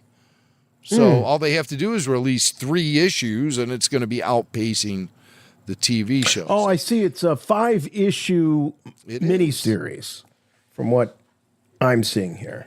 Wow. So are they going to try to balance the story to sort of bookend the series? I think it's a prequel. It's just a straight up prequel. I think it's just going to be stand on its own prequel. Yeah. And so we'll already know the fate of Darth Maul. Well, maybe not, though, because we have heard rumors that this is going to be a multi-season type of series. Yeah. This isn't going to be like a mini series. This is season 1 of Maul Shadow Lord, and there will be a season 2 and most likely other follow-up seasons. Yeah. No one else is talking about this.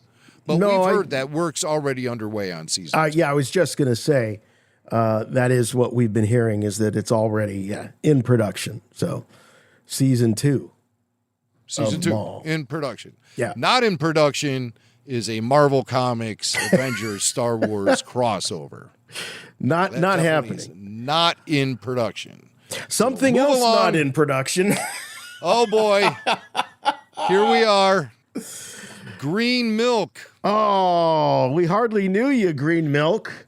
Yeah. When Galaxy's Edge opened in 2019, Green Milk was part of the beverage options that you could get. Now, Jim, you've been out there a couple more times than I have. Did you ever partake in the Green Milk at Galaxy's Edge? Yeah, it seemed to be a little sweeter than the blue milk. Okay. The blue milk has more of a vanilla type of flavor, where I think the green milk maybe was more like sweet tarts, kind of. Yeah, it's apparently plant-based, slightly tart, citrusy, and calling to mind such refreshing fruits as orange and grapefruit. Did you get hints of orange and grapefruit with the green milk? I did. $9. That's what it cost you. And it was, of course, inspired by the scene, the infamous scene of Luke filling up his his water bottle. I mean, if you look at the picture here and you go back to the movie, it's like he just went to Dick's Sporting Goods and picked up a water bottle and filled it up fresh from the teat of the cow. What was the name of that cow? Something it was cow. Called a thalasiren. A thalasiren. Or sea cow, as most people called it. And yeah, he's drinking out of a bottle from Dick's Sports Good. And you can even see he has like a radio station sticker on there and stuff. Just so he knows it's his. Right. He doesn't want to get it mixed up in the office. Froggy 104. Playing all the hits of Octu and Beyond the Galaxy. But green milk. Yeah, they're doing away with it. Apparently, it was not as big of a seller as the blue milk. Yeah. And fans everywhere are saying, well, blue was better. The green is just bad. The blue is nice. It's just too sour. blue is supreme. But Jim, I have another theory about this. Yeah. And I think this is evidence. This is just more of Galaxy's Edge trying to align itself and bring itself back to the center of the Star Wars universe, which is original trilogy stuff, and backing away from the sequels. Green milk tried to become a thing. Like it wanted to become what blue milk had become sort of organically. And so they oh yeah, I'll see your blue milk and I'll raise you green milk, right? And they realized that doesn't have any legs. And so it's gone. It's gone. And it's just another, I think, moment where we see the erosion of the sequel trilogy and its impact there at Galaxy's Edge. I have to agree with you 100%. But also, people preferred the blue milk. It was obviously a better seller. And why did they make it green in The Last Jedi? Why can't they just say, this is where blue milk comes from? Blue milk had become sort of a meme, sort of a trope among fans. And to get the origin of where that crap comes from would have been great. But no, they have to subvert expectations. You think you're going to get blue milk? No, we're giving you green milk from the thalasiren. Right. Or sea cow, depending on. Thank you, Ryan Johnson, right? Only Ryan Johnson would have milk in a Star Wars movie and make it green. Oh, I'm so clever. All right, so no more green milk at Disney. The last time I tried it, it was spiked at the park in Orlando. And you could get a spiked family. Version, eh? Yeah, we were all sitting there having them, and so I took the boys on Star Tours, and it really like scrambled their eggs, man. It just shook them up. So we went then to the blue milk stand to get our, me and Dylan got the spiked blue milk. Michael got alcohol free. I'm sure Wendy got it spiked. And Wendy's sister got it non-alcoholic.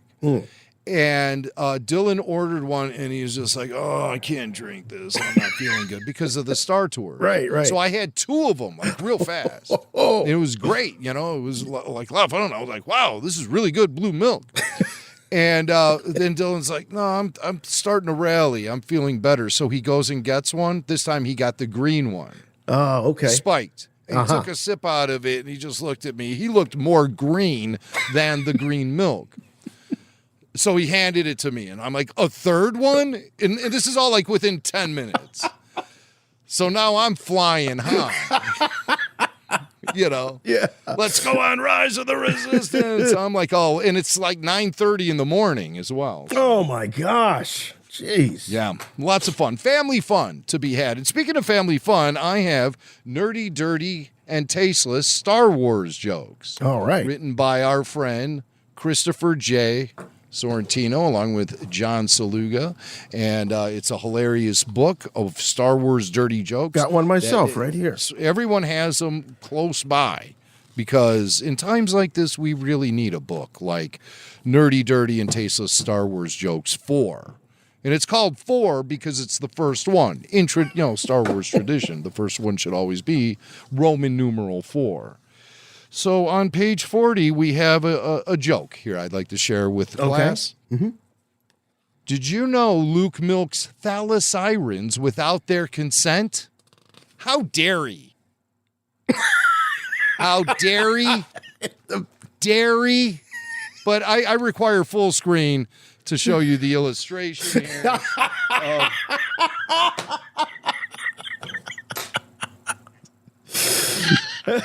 Skywalker milking the very ample. Yes. Very ample udders. I don't remember those looking quite like that in the film, but I tell you, I'm not mad at it.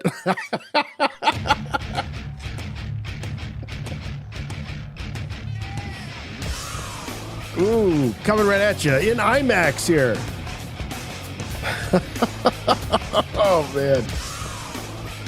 Well, that's what you get here at Rebel Force Radio. It's that kind of entertainment. The real highbrow stuff, Yeah, right. But hey, if you want to experience that live, you can do so at the end of May. May 23rd, we'll be in Cleveland, Playhouse Square, doing our Mandalorian and Grogu after show. The after shows that you've come to expect and enjoy from RFR live. So instead of phone calls, we've got people right there in the audience. We even have Tyler Page that's going to be handling all of that for us. So please be here next week. Keep your browsers peeled to rebelforceradio.com. And if you're a Patreon member, make sure you're checking out what's happening over on Patreon, because we will go on pre-sale next week. We'll have all the links at rebelforceradio.com, so fear not. Yes. And of course, if you're a supporter on Patreon, you guys get all the news first. For sure.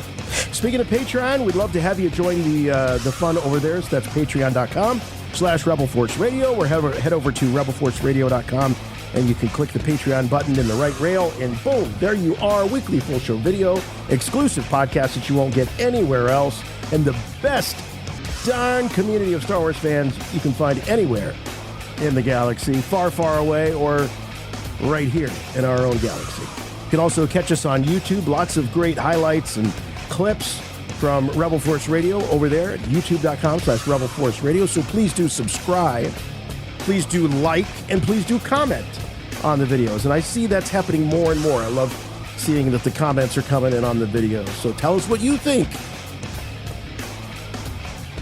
You can also check us out on the socials. You'll find us on Facebook and Instagram primarily.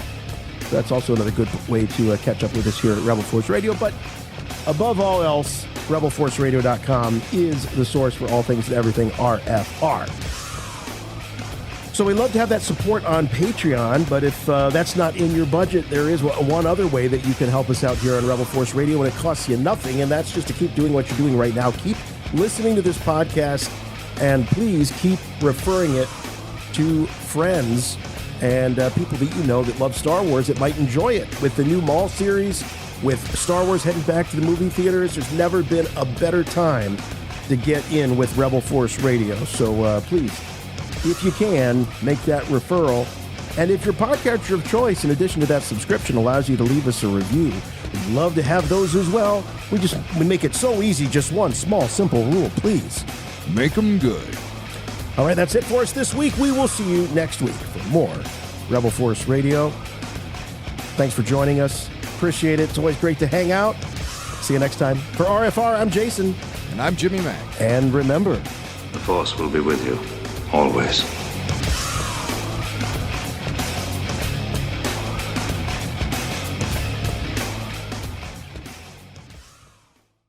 I got tauntauns coming out my asshole.